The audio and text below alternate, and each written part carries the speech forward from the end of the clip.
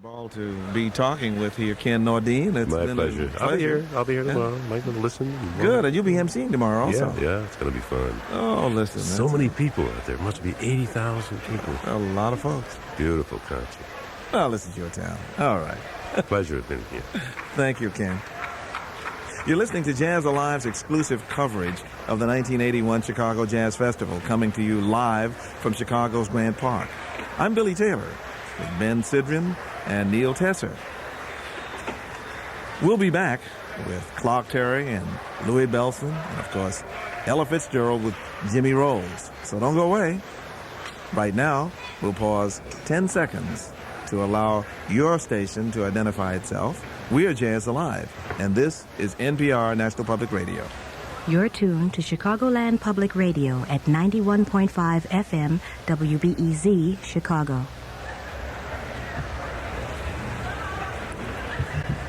Well, seated beside me here is an old friend, a guy that is a great writer, a great performer, and a guy that is really very special, Oscar Brown Jr. How you doing? Oh, I'm fine, Doctor. How are you? I'm very well.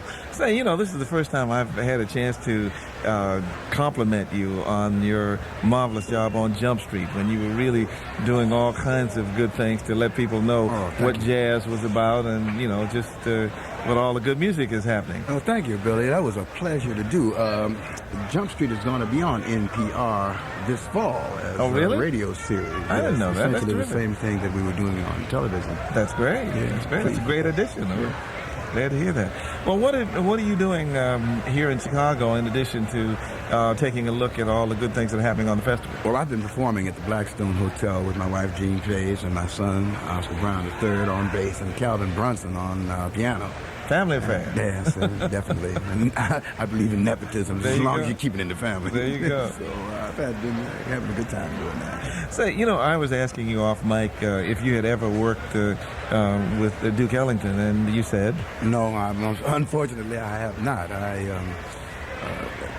He came to see me perform once. I was very pleased to have that happen, and I met him on a couple of other occasions. But no, I never had the pleasure of working with him. Did he have any influence on your work in terms of your writing? I think so, definitely. I think Duke Ellington, they say, well, there was Duke Ellington and there was this one and that was. There was nobody but Duke Ellington, basically, from the standpoint of a marvelous composer, the range of the things that he did. Something made me think about Warm Valley a little while ago. Right. Man, it's been a long time, but there were so many things that Duke Ellington did. I think he contributed to everybody. Yeah, I would. First time I tried to do a lyric to a instrumental. It was one of Duke Ellington's tunes. What was it? Damn if I know, because I never did. I was Hey, look, but I was trying. We're going to run down and check on Ben Sidran for a moment. Ben? I'm down here with talking to Archie. Archie's just explained to me that he's played that whole last set with... Well, I saw him insert a mouthpiece, it looked like. It's called they call it an arch. It's called an arch. I put an arch in there. They have lower and uppers, and I put in an upper arch to protect the, really, because I'm not using the lower lip that much. You have a scar on your lip that was caused over a period of years? Yeah, a period of years, yes. Yeah. And in fact, I guess it's probably just from, as I say, hard work and leaning on that lip a little too hard on too heavy equipment. Equipment meaning the reed and... Yeah, and the mouthpiece. Because as I say, I was using a 10-star and a number 5 reed for quite a few years. A 10-star is a mouthpiece? Auto link, yeah. And that's the, I suppose that's the opening, the lay. Is it, I get confused between the two, the lay and the facing, but it's one or the other. And you mentioned also the amplification in rooms and yeah, very often the mics are terrible. You can't always count on having a good sound system. It's not really like rock and roll at all. Where those guys. I remember years ago at the old the East Village Inn. They turned that into Fillmore East eventually. But a guy named Joe Pirelli had sponsored a couple of concerts during the so-called avant-garde days, and we did one during one month, and the following month John Coltrane did one. And I remember sitting down front. I mean, I was sitting in the front of the auditorium. It was a big auditorium. John had it was when he was beginning to augment, double each piece and like two basses, two drums. And they were playing. And to tell you the truth, I couldn't hear anybody. And so I came back two months later when they had converted the place to the Fillmore East. And I came in and I just stood at the back and Charles Lloyd was playing. He was playing a beautiful flute solo with the bass. And actually, you could hear the bass and the flute over everything all the way in the back of the auditorium. It was like a recording session. And as I said this evening, I often wonder why we have had to labor under such really lousy conditions. I remember playing at a place in Philadelphia called the Spectrum a few years ago. And we were playing opposite a group called the Who, Buddy Guy. Was that his name, Buddy Guy? Buddy Guy, yeah. Yeah, and another group called War. And, of course, we were just sort of there as a kind of a freak attraction. And when I arrived, strange because the place held about 25,000 people. It's a huge place. And Stevie Wonder had been there the week before, and a kid had gotten stabbed to death in a gang fight. And so the night we were there, the place was virtually empty. But the guy who was doing the sound introduced himself to me as the sound freak. And so I said, great, man, just turn it up on me and keep it up all night long because I got a real strong drummer. I like it that way. I like my drummers to play strong. So he says, for sure. And sure enough, after the concert... They're rushing us. Yeah. After the concert, the guy comes to me. He says, gee, man, I'm sorry. I forgot to turn on the sound. Here's the place holds 25,000 people.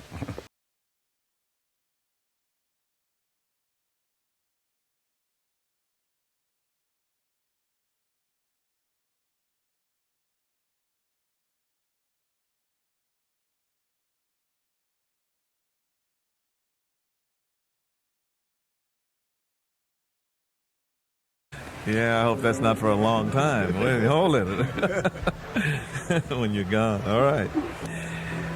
Oscar Brown Jr. is seated here to my right, and a gentleman just joined us who I remember many years ago we recorded. He was with the Ellington Band and playing all those beautiful things, and Clark Terry has just joined us. Hey, B. How are you feeling? Fine, you? I'm feeling as well as you look, and you look great.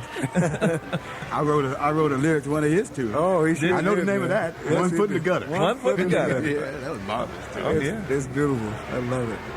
You got to give me a set of lyrics tonight because I don't know it. Like you don't. I'm delighted to. That's beautiful. Well, Clark, we've talked on many occasions about the kinds of things you do in a trumpet section. How did it feel to be in Duke Ellington's trumpet section? What was, was that different, say, from Basie or from other bands you played with? Well, at the very beginning, it was frightening.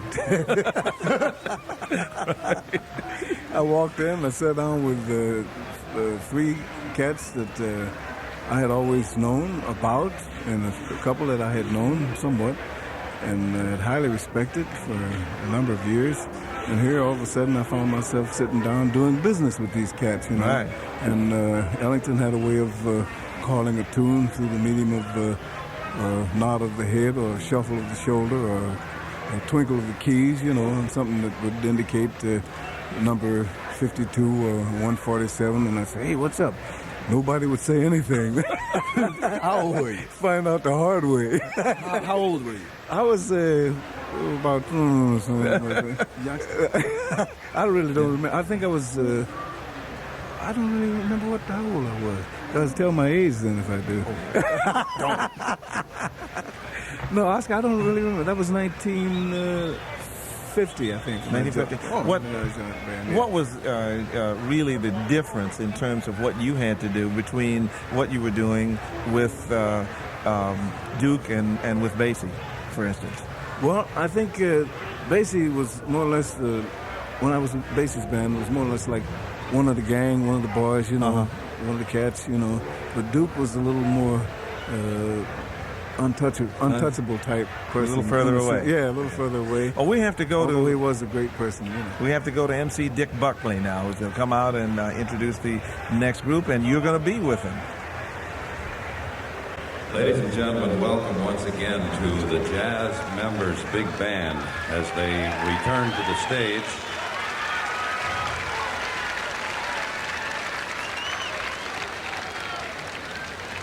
I remember several years ago I was interviewing a famous entrepreneur. Matter of fact, his name was George Wein. What the hell? So we were talking about musicians. I said one of the great things about my gig is the fact that I get to know a lot of the musicians, a lot of the named musicians, people that I've idolized for a long while. I said one of the bad things about my gig is the fact that once in a while you find your consideration of the man's music colored by the type person he is. And there have been some musicians that I've liked very, very much until I met them in person and found out that they weren't the greatest guys. George Wein said, I never met a musician I didn't like. I never met a musician who was a bad guy. He later admitted that he was putting me on considerably. Well, he said, did I say that? I said, yeah. He says, well, I was really putting you on. Anyway, you hear stories about the nice guys in the business, and you wonder, can they be true? Well, we have a couple of them here tonight, ex-Ellingtonites, who are sitting in with the Jazz Members Big Band, and as great as their musical talent is, their personality, their talent as a human being is even greater. I'd like you to welcome the great Louie Bellson with the Jazz Members Big Band.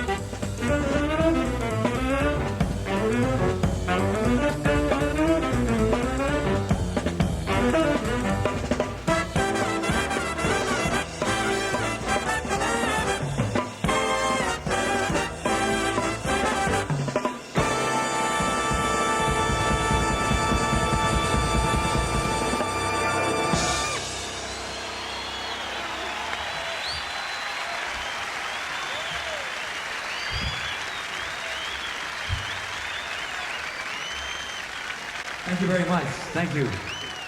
Of course, you see the great picture there of the maestro, and I had the extreme pleasure to work for that dear man. And at this time, I'd like to play a composition that I wrote for the band, and I'd like to dedicate it not only to all you nice people, but also to Dick Buckley, because it's his theme song. And this number features our first chair percussionist, as Duke would say. It's a little thing called Skin Deep.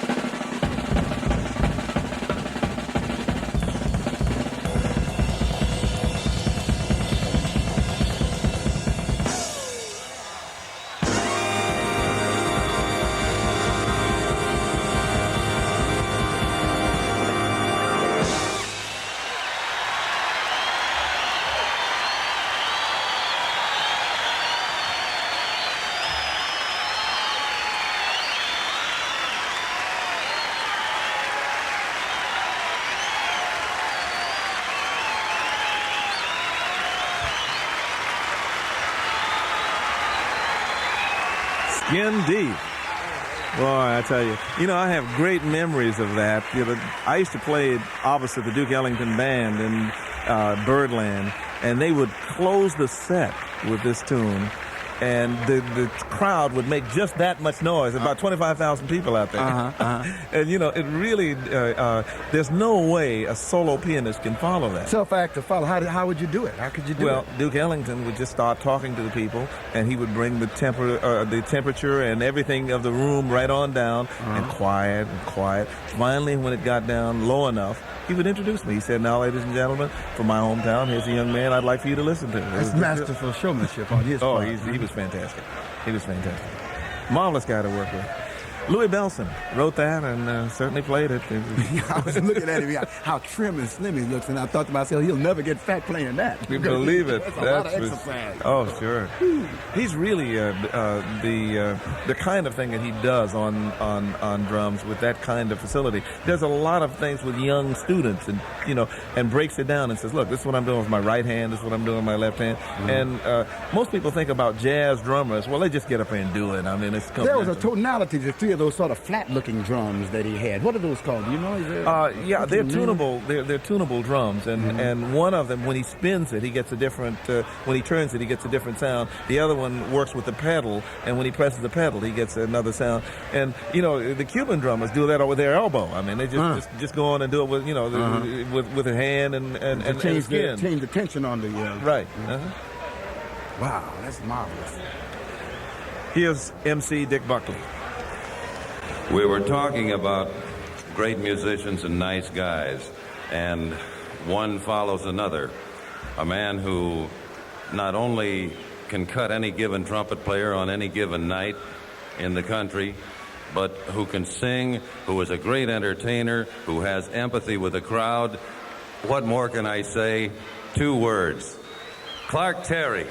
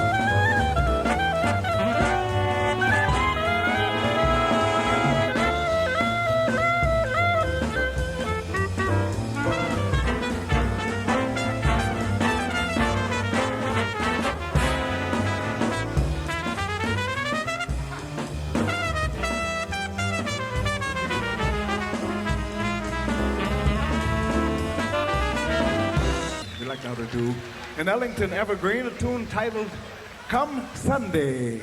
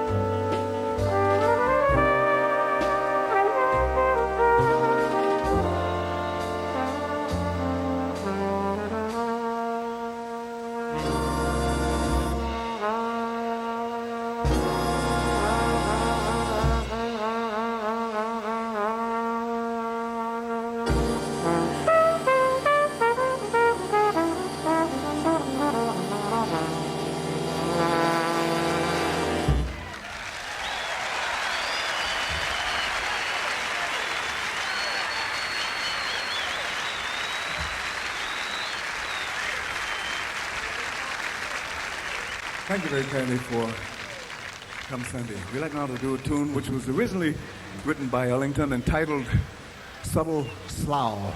A few years later, he put lyric to it for the late, great Ray Nance, and he called it Squeeze Me, But Please Don't Tease Me. Thank you. Thanks very kindly. For my final tune, I'd like to do a tune which I've been associated with for a number of years. We started doing this tune back when I was a member of the Tonight Show, and Johnny Carson used to do a little thing called Stump the Band. The guys in the band were supposed to answer all the mystery songs, which were tunes usually suggested by some little old lady in the audience, which usually was a song, actually a Girl Scout campfire song from 1812. And we weren't really supposed to know all those tunes, but as long as somebody in the band would extemporaneously fill in the dead air, then someone in the audience would win a couple of tickets to a raunchy restaurant on 3rd Avenue. And whenever I was called on to solve the mystery tune, I would usually answer in the wordless type blues, the likes of which we're about to do right now, thing which we call mumbles. Thank you.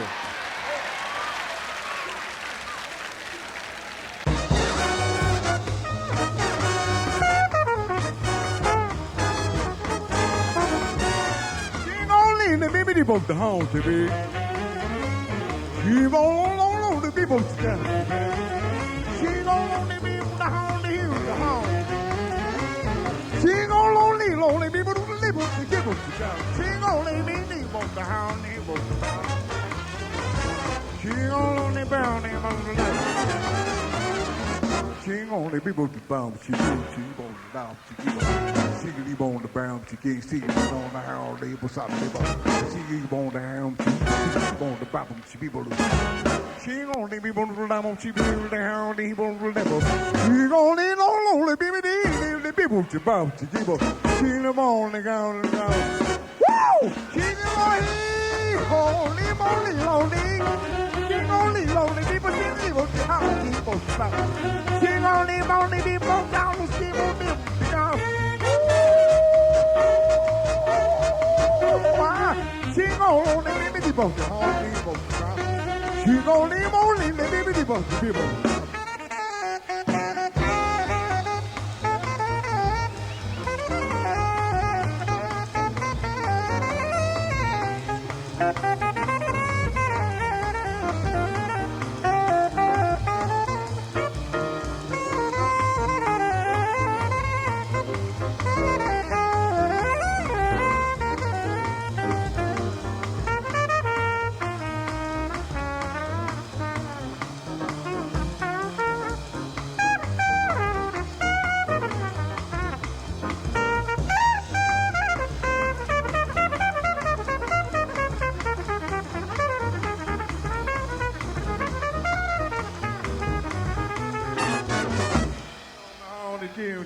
She be belong, she won't together.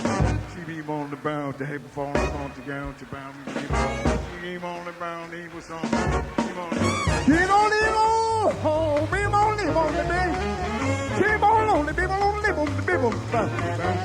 She don't live on the people, now she won't be on the bound.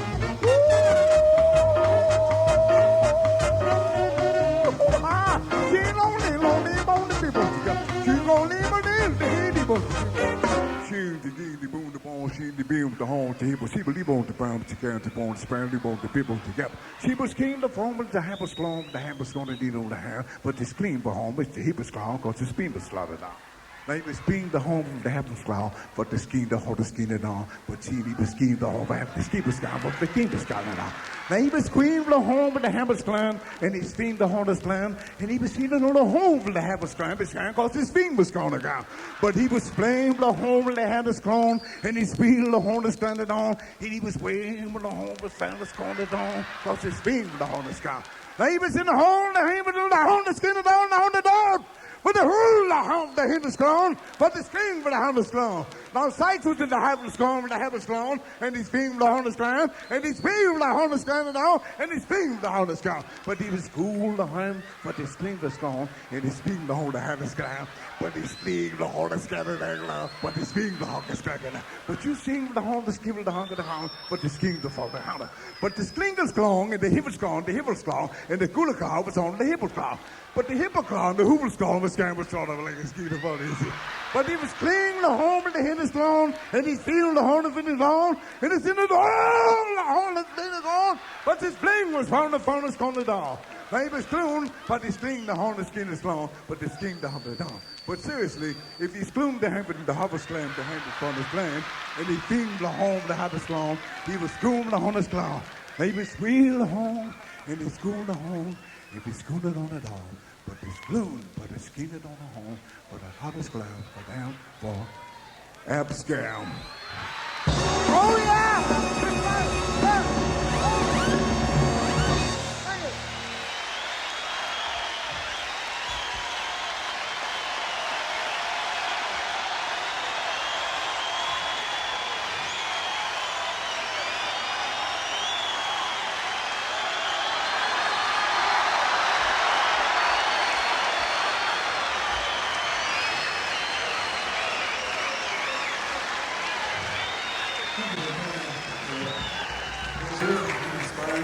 I wish it were possible that I could hire all of you to inspire me in that manner so that we could travel with me every night. It'd be beautiful. I love it.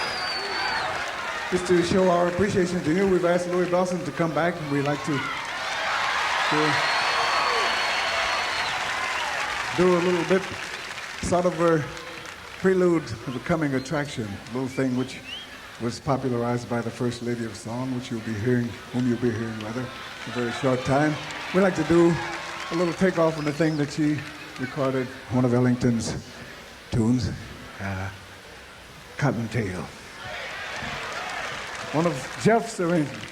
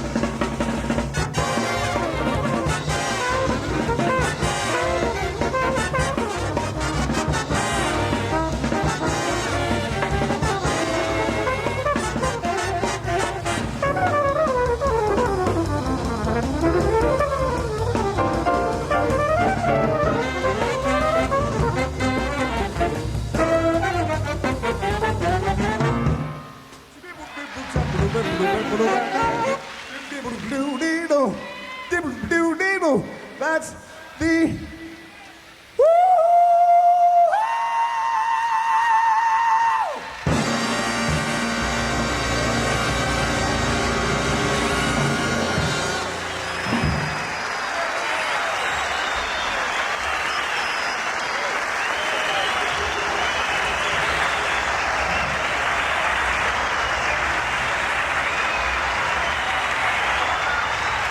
You were wondering who could follow Louie Bellson? Clark Terry can follow Louie Bellson. I tell you, that was a set. My great showmanship, brother. Oh, he saw isn't he something? Yeah.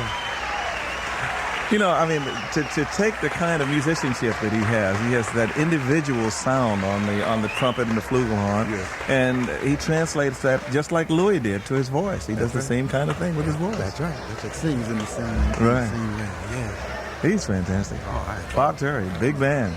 You know, Clark takes these kinds of arrangements to schools all around the country. And the marvelous thing is that kids can play these arrangements. I mean, and really make them happen, just like this band did, and really get into things which are Well, now, if you very could make exciting. Cottontail happen like that, that really makes you happy, wouldn't it? Oh, I tell you. You're listening to Jazz Alive's exclusive coverage of the 1981 Chicago Jazz Festival, coming to you live from Chicago's Grant Park. I'm Billy Taylor, Ben Sidran, Neil Tesser, and my special guest, Oscar Brown Jr. We'll be back with Ella Fitzgerald, and she's got Jimmy Rolls in a great trio, so don't go away. Right now, we'll pause 10 seconds to allow your station to identify itself. We're Jazz Alive, and this is NPR National Public Radio. At 91.5 FM, this is Chicagoland Public Radio, WBEZ, Chicago.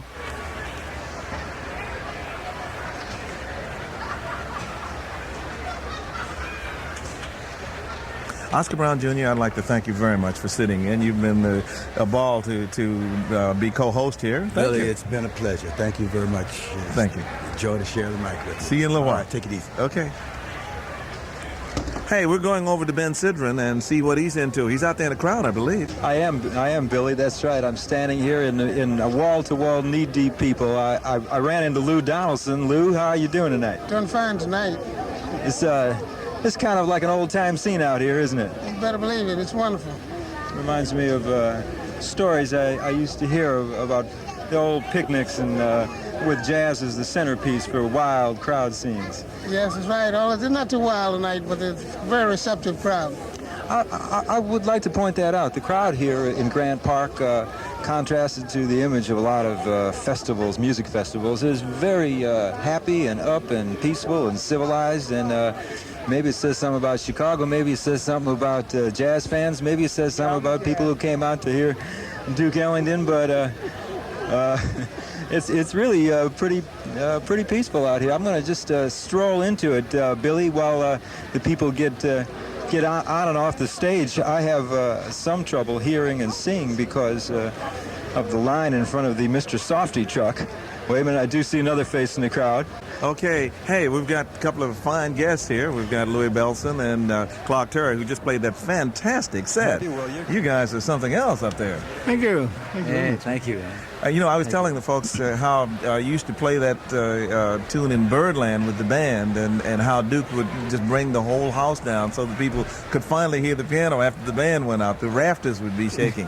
What was it like to play in that band, Louie? Well, you know, Clark Terry, we were talking about this earlier this evening. Yeah, we sure were. And Maestro always mentioned the fact that first band, you know, with Ben Webster and all the guys, there's no question that was a great band. Mm-hmm. But this particular band with Clark and Willie Smith and all the guys, you know, Paul Gonzalez, it was kind of special to Duke because 9 o'clock, the guys were on the bandstand ready to play the first note, which was kind of unheard of. That was different. Oh, and that band, he was really happy, wasn't he, Clark? Oh, I mean, he really was. he really was. And then working with Clark and the guys, to me, it was one of the highlights of my life, really. He never failed to mention how much he enjoyed working with that band, even though we all know that the big one was the main one.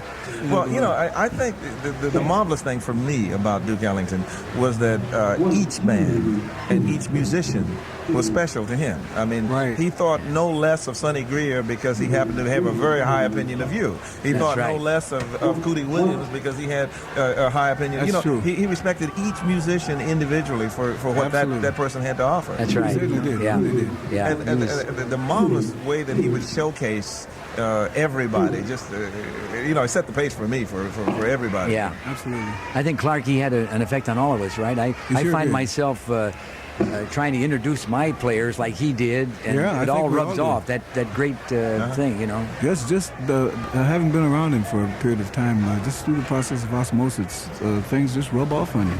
Yeah. And you find, we were discussing this with some of the kids in the band earlier today. They asked me, just what is it that you acquired from having been with the Ellington band? I said, there's some things that you're never aware of until the situation comes up where you need it. And then you are glad that you have had the experience of having been around Ellington, because then it comes up and you're not even aware of it until you need it. Yeah, but you really have something to use. Right. But in terms of the band as both of you experienced it, is there any particular thing that you shared that you would consider different from experiences in other bands? I mean, any one thing that comes to mind? Well, one thing that I think, aside from the camaraderie that is shared with Duke and some of the guys, in spite of the fact that you might have heard differently, it was a learning thing. There was always something to learn there. These are the guys that Johnny Hodges used to have an expression. He said, he would always say, you'd hear a guy play something and said, you got that out of the kitchen. Got it out of the kitchen. Got that out of the kitchen. Which meant to him that you didn't come up with anything that was too new. Right. He had more or less heard it before, probably contributed to it having been played before, he or someone else, in the band, or someone along his area. So it was fun to be there and just enjoy being around these guys who had more or less, they were the history of jazz in that period. Absolutely. And at the same time, to enjoy that camaraderie and enjoy the process of learning, it was beautiful. It didn't matter how much you knew or how old you were, how long you'd been doing whatever you were doing. You learned when you came there. That's for sure. Well, what did you learn specifically, Louie? Because I know that not only were you a percussionist, but you made some arrangements for the band and wrote some compositions for the band. Yeah, well, when Duke found out that I wrote arrangements, I was embarrassed because I said, you mean you want me to bring an arrangement in? And so you and Strayhorn? I mean, there's two. I said, oh, no.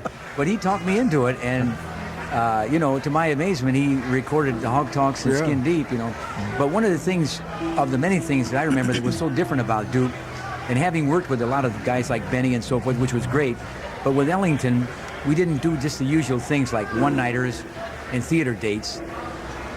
We played the sacred concerts, which is a first. We played with symphony orchestras, which he did first. And always there was something new and special with the Ellington band that it didn't happen with other bands. That's right. And they finally followed suit, but he was the first one to do it. So it was always an excitement, But I'll never forget the first day I joined the band. I went over to my good friend CT over here, too. And the guys knew, like they say, well, here's a newcomer and everything. And, of course, Clark Steele and I, we're like brothers, man. Sure. I love this man so much. It's not only as a human being, but as a great player, Oh, yeah. And but I knew that on the agenda, the next 2 or 3 days was a concert. We had been playing about 2 or 3 dances. I went with the band 2 or 3 days. So I went back to various guys in the band. I said, hey, we got a concert coming up. They said, yeah, man, you'll dig it. I said, well, isn't there something you want to tell me? Because there's no drum book. No drum book, see? So I went to Clark, and I said, hey, Clark. I said, are we going to play this? And I folded out this Harlem Suite, 12 pages long. He said, yeah, you'll dig it, Lou. I said, I know I'm going to dig it, but I mean, what am I doing? What am I going to do?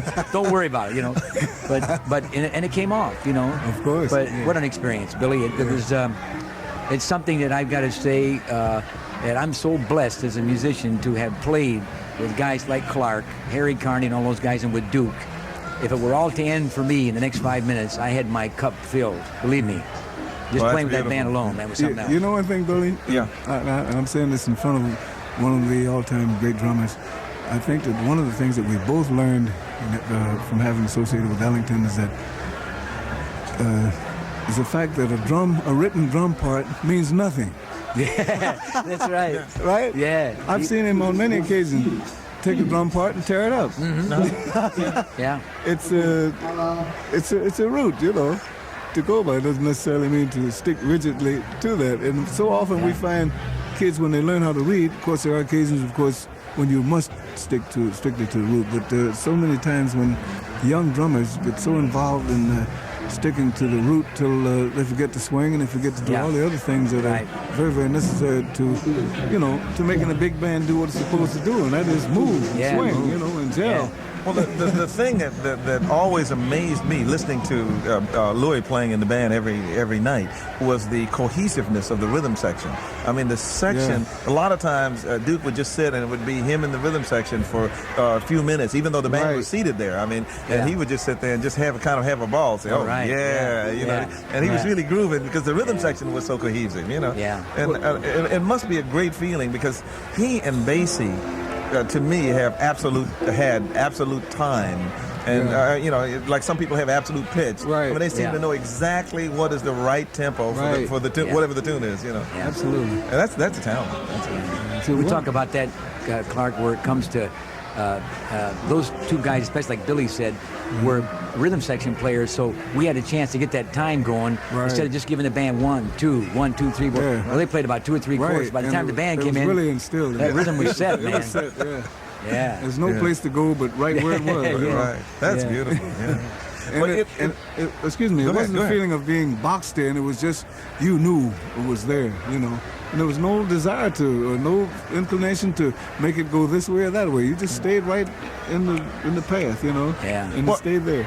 You played both the famous Ellington tunes and the you know, some of the not so well known tunes. What were some of the things that he would play that, you know, maybe are not like Satin Doll and Solitude and those kind of things, but which the band seemed to groove with, the band that you were in? Were there any tunes like that? Oh yeah, I remember one ballad in particular, Star-Crossed Lovers. Remember that? Oh yeah. Well, we used to almost cry every time we played that. Yeah. That to me was one of the most beautiful things that he wrote. And Scoons, I don't know if you remember, one of the tunes that he started writing, he never finished. He said he was taking a plane ride once, and he sat across from this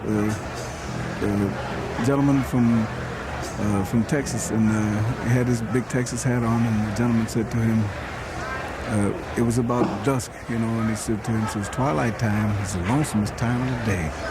And, really? And Ellington, that sort of stuck with him. Yeah, and he wrote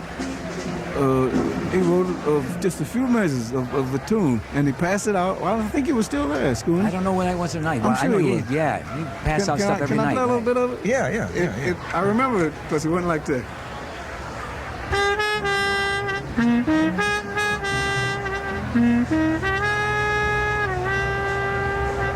And then that repeated, twilight time is the lonesomest time of the day. And he never finished it. He never finished it. Yeah, that's something. Well, he had so many tunes. I used to ask him, I said, how about pulling out Harlem Air Shaft from the old? Oh, you know? I used to love to play that. And Duke say, you really want to hear that? I said, yeah, Duke, that's beautiful. And then he'd pull it out once in a while. But we'd have to remind him because there were so many things to play, you know. Well, you know, he had so many of those things that he played on the piano. I remember we did a thing in Pittsburgh once, and he was playing Portrait of the Lion for Willie the Lion. Right. And Willie the Lion was standing in the wings. Right. So instead of playing the original portrait, he made up another one. He said, call it the second Portrait of the Lion. I remember, Billy Clark, I remember one time on a plane, I was sitting right opposite him, and he didn't have any manuscript paper. And he had a white shirt on. You know what he did? Waiting on his he cuff. made 5 lines on the cuff because he had 4 bars he didn't want to forget. He said, and he turned around to me and he says, never lose them. Right. And he had it right on the shirt. Yeah. That's beautiful. It's fantastic. Well, you know, I know you must treasure the memories of Ellington, as I do, because the same thing, you know, in terms of reminding him of the great things that he had done. And, you know, he was always looking to the future. I mean, you know, he wanted to, what was around the next corner, you know, on the shirt or wherever. Oh, you yeah. know? So he must have been, I'm sorry that I'm, in this case, that I'm a pianist and never had the opportunity to work with him. You know? Yeah. Well, he loved Billy. Oh, he sure did. Man. He really did. Yeah, he really did. Yeah, he was so very supportive because, you know, he just did all those marvelous things. Well, hey, we're going to have to run just a moment because here comes Dick Buckley to introduce one of the highlights of the evening.